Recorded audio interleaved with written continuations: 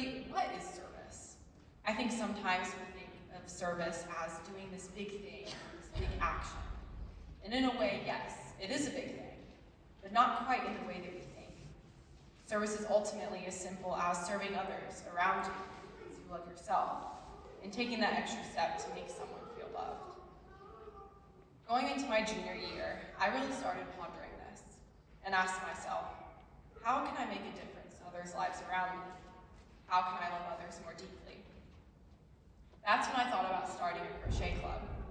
Crochet had brought me so much joy during a hard time in my life, and I wanted to be able to spread the same joy to others.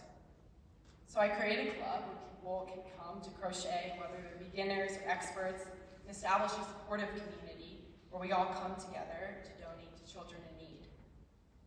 And through this experience this past year, I have just seen God's providence in so many ways. Through the people involved in my club, and the opportunities that we've had to make the little kids' life just a little bit better.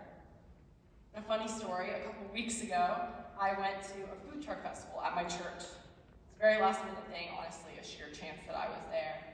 And I was working a table for my youth group. And across the way, I see this tent with these 3 little adorable old ladies, and they have a sign that says Threads of Love.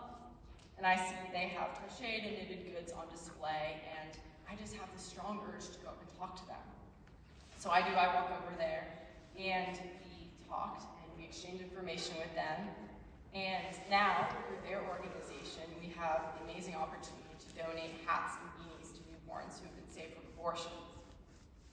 And that was just a reminder to me that every day is a gift to serve others. And sometimes God puts opportunities in your life to serve that are unexpectedly fruitful.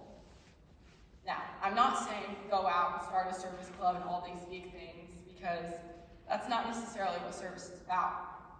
It's simply doing things with intention and care so that people feel loved and appreciated. And this brings me to the example of St. Therese of Lisieux.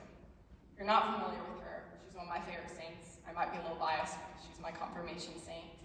And she's known as the little flower for doing small acts of love for others throughout her life.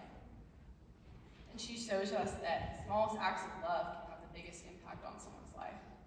So it's not necessarily all about how big the act is. You can simply do things like helping your friend with their math homework, because math is hard, so really it's a great act of service. Or maybe you see someone sitting by themselves and you go up to talk to them so they feel loved. Or maybe it's driving your sibling to their sports practices, because that's your sacrifice to them. Or maybe you volunteer at your food pantry, or you serve at Mass, or you're involved in another part of your community. All of these acts of service are different, but all done with love and have a positive impact on someone's life. So I challenge you, as a member of NHS this year, seize those opportunities that God puts in your life to make someone's day just a little bit better. Whether that be around Guerin, your church, your family, your friends. Because whether you believe it or not, you are here at Guerin Catholic for a reason. Because God looked down at this school and said that it needed you. So say yes. Say yes to making the effort to love people every day and putting your best foot forward. And ask yourself, where is God calling me to serve in my life right now? How does he want me to love others this year? So I'd like to close with a quote from St. Therese of Lisieux. She says, "Miss no single opportunity of making some small sacrifice. Here by a smiling look, there by a kind word. Always doing the smallest right, and doing it all for love." Thank you, and have a lovely evening. And